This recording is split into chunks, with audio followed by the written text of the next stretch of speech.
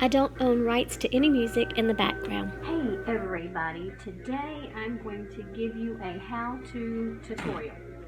Have you ever made black activated charcoal soaps or, lotion, whatever, I don't know, and then wind up with your bowls looking like this, and no matter how much you wash them with detergent, and maybe you tried magic erasers, because I did and it didn't work, and then you think, what in the hell am I going to do with my bowl?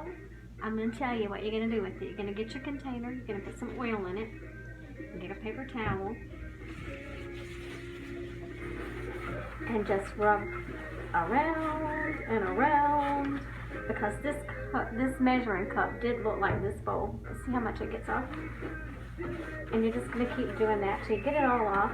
The other thing is if you mix your activated charcoal up in a glass container with some oil before you add it to your mixture, it won't do this.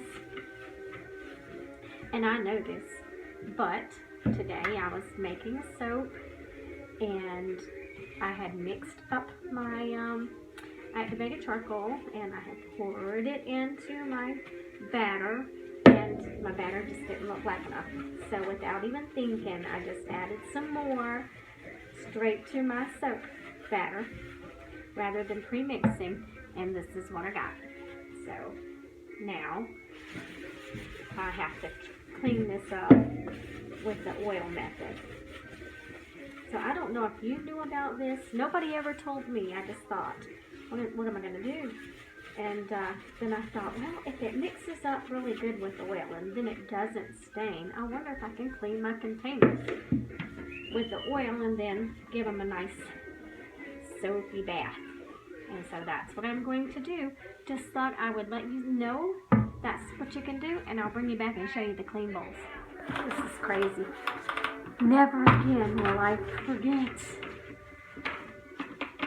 But what a difference it makes just to use some oil. So I hope that if you've made this boo-boo yourself and trying to figure out how you're going to get your containers clean, this will help you. I'm going to finish this bucket, wash them all out. Okay, so I wiped them all down with oil.